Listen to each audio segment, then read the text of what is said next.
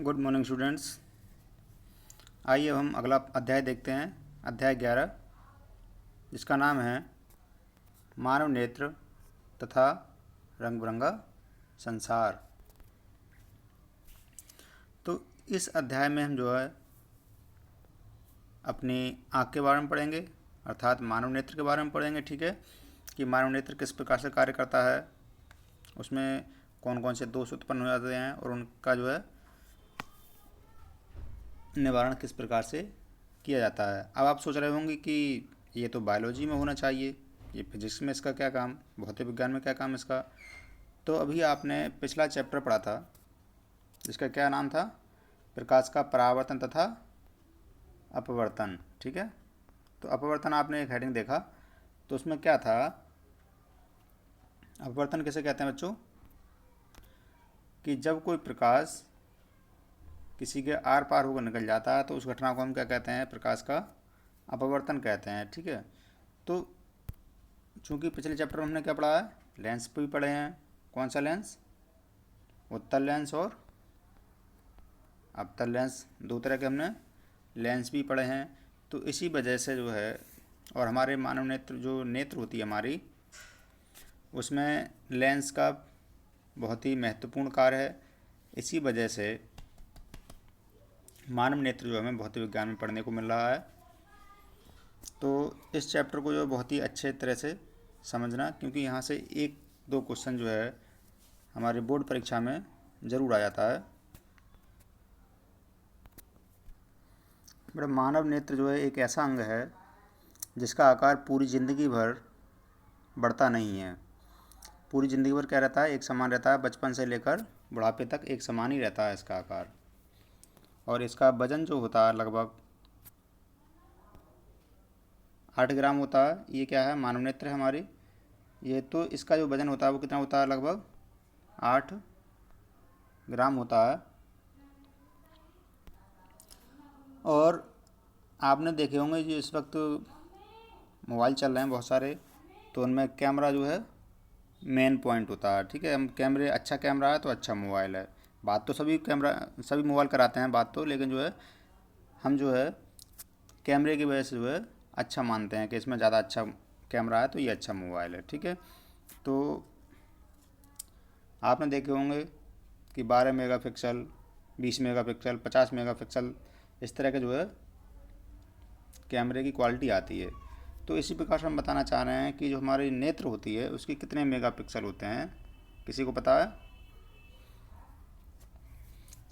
तो इसके जो मेगापिक्सल होते हैं वो तो हैं 576 मेगापिक्सल की जो है वो हमारी आँख होती है। और आप जानते ही हैं इतने मेगापिक्सल का अभी तक जो है कोई भी कैमरा बना ही नहीं है। और हम मानव नेत्र को जो है एक जगह से दूसरी जगह फोकस करने में मात्र 2 मिलीसेकंड का समय लगता है, जो कि बहुत ही कम होता है। तो चलिए, ये कुछ महत्वपूर्ण बिंदु थे हमारे नेत्र के बारे में। अब हम जो हमारे अध्याय में है वो देखते हैं कि कौन कौन से टॉपिक हमको पढ़ने हैं। तो मानव नेत्र यह एक अत्यंत ही मूल्यवान एवं सुग्राही ज्ञानेंद्रिय होती है। ज्ञानेंद्रिय आप जानते ही हो, सुग्राही मतलब बहुत ही सेंसिटिव।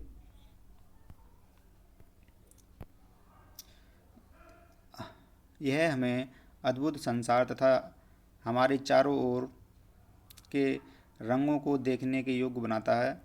मतलब हम जो कुछ भी देख पाते हैं वो आँख की वजह से ही देख पाते हैं। और आँख किसकी वजह से देख पाती है, बताइए?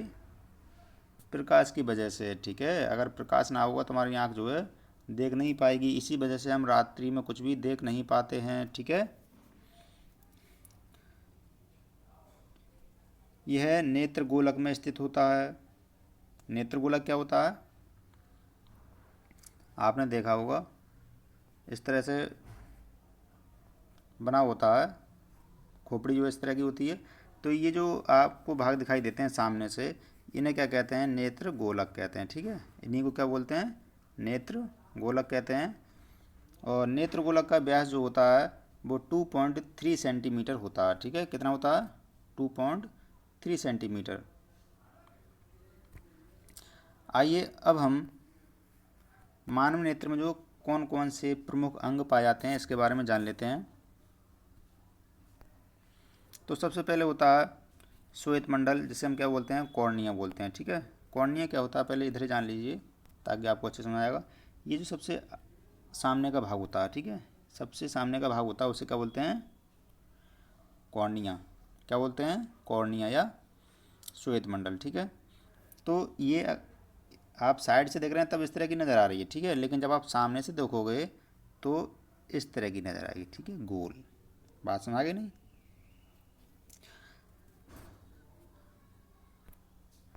तो ये क्या होता है इसके बारे में जान लीजिए। यह नेत्र के अग्रभाग पर एक पारदर्शी झिल्ली होती है।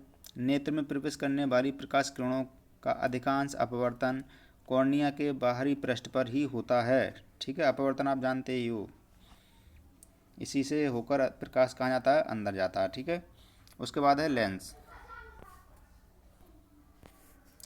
लेंस कहाँ है, ये जो आप देख रहे हैं ये सफ़ेद सफ़ेद भाग जो दिखाई दे रहा है आपको, वो क्या है, हमारा लेंस है। ये वाला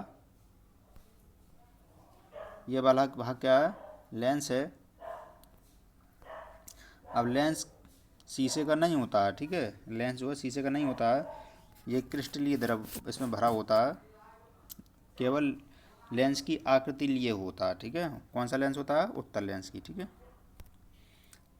तो देखते हैं, यह एक उत्तल लेंस है जो प्रकाश को रेटिना पर अभिसारित करता है। अभिसारित करने का मतलब ये होता है, ये सारा प्रकाश आया और ये मान लीजिए रेटिना है, तो इस पर इसने क्या कर दिया, फोकस कर दिया। ठीक है, क्या कर दिया, फोकस कर दिया। फोकस का मतलब अभिसारित करना। ठीक है, यह एक रेशेदार जहरी द्रव या जहरी पदार्थ का बना होता है। अभी हम बता रहे थे इसमें क्या वो भरा होता है, एक द्रव भरा होता है।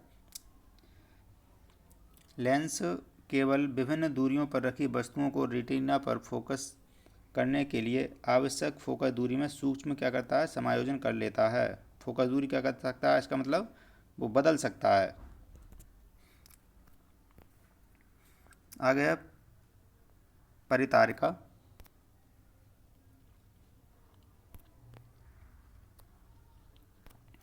परितारिका आप ध्यान से देखिए, ये जो है, ये वाला जो भाग, ये जो लाल भाग दिखाई दे रहा है आपको, ये वाला और ये वाला, समझ में आएगा ही ना।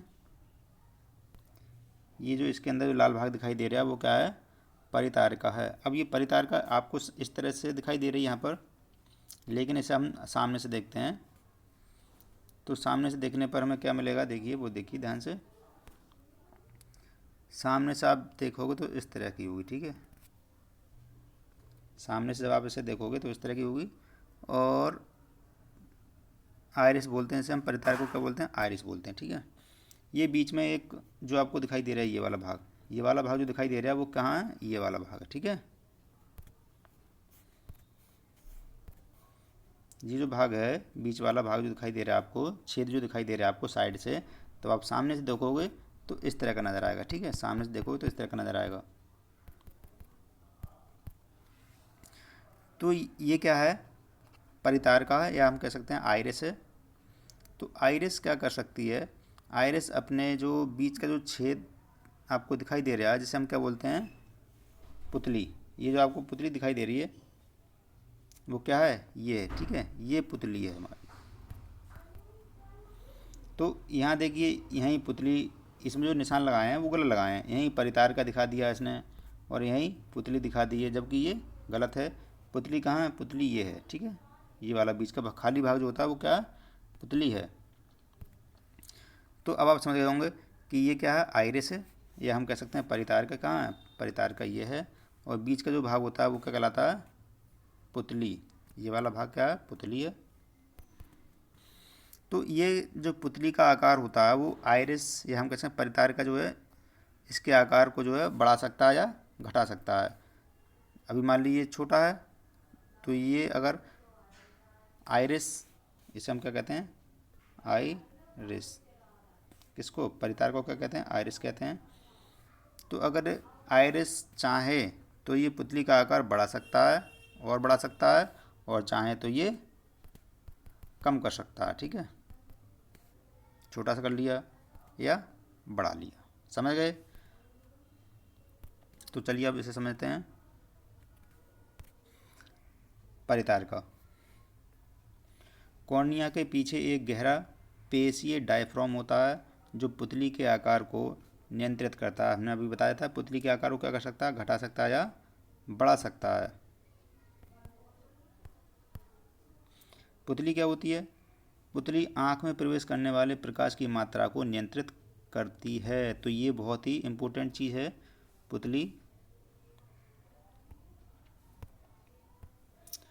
पुतली क्या है, बहुत ही इम्पोर्टेंट चीज़ है हमारे नेत्र में। कैसे? देखिए, अभी मान लीजिए आप अंधेरे में बैठे हुए हैं। ठीक है, अभी आप अंधेरे में बैठे हुए हैं तो हमारी जो पुतली है वो इतनी बड़ी है। ठीक है, अब मान लीजिए आप अंधेरे से उठकर रोशनी में जाइए।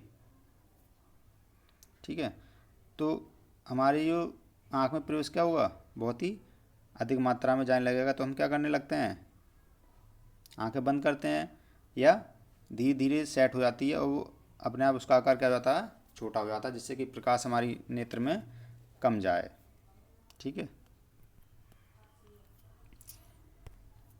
रेटिना क्या होता है? रेटिना बहुत ही महत्वपूर्ण पटल है इसमें। रेटिना यह एक कोमल सूक्ष्म झिल्ली होती है जिसमें प्रकाश सुग्राही कोशिकाएं बहुत ही अधिक संख्या में पाई जाती हैं। प्रदीप्त होने पर प्रकाश सुग्राही कोशिकाएं सक्रिय हो जाती हैं। जब हम किसी चीज़ को देखते हैं तो वो कोशिकाएं क्या हो जाती हैं, सक्रिय अपने काम में लग जाती हैं तुरंत, तथा विद्युत सिग्नल क्या करती हैं, पैदा करती हैं। ये विद्युत सिग्नल जो होती हैं तंत्रिकाओं द्वारा मस्तिष्क तक पहुंच जाते हैं और मस्तिष्क इन सिग्नलों की व्याख्या करता है और हम वस्तु को देख पाते हैं। व्याख्या करने का मतलब ये क्या है, कोई निबंध नहीं लिखता है, वो क्या करता है, जैसी वस्तु हम देख रहे हैं वो उसे दिखाने का कार्य करता है। ठीक है, तो ये जो भाग है आपको, उसे हम क्या कहते हैं, रेटिना। ठीक है, क्या कहते हैं, रेटिना। ये जो दृष्टिपटल है, ये जो दृष्टिपटल है वो क्या है, पीला पीला भाग आपको दिखाई दे रहा है, वो क्या है, रेटिना है। रेटिना का मतलब ये है कि जो सामने से किरणें आएंगी, सामने से किरणें आएंगी और किरणें आने के बाद कहाँ केंद्रित हो जाएंगी, इस रेटिना पर। ठीक है, ये बात समझ आ गई। तो अगर इससे संबंधित आपको फिर भी कोई समस्या नज़र आ रही हो तो बताना, वरना इतना ही ठीक है आज की वीडियो में। इसमें इसके आगे हम अगली वीडियो में पढ़ाएंगे। अगर नेत्र संबंधित कोई भी समस्या हो, यहाँ तक कोई समस्या हो तो आप जो है पूछ लेना। ठीक है।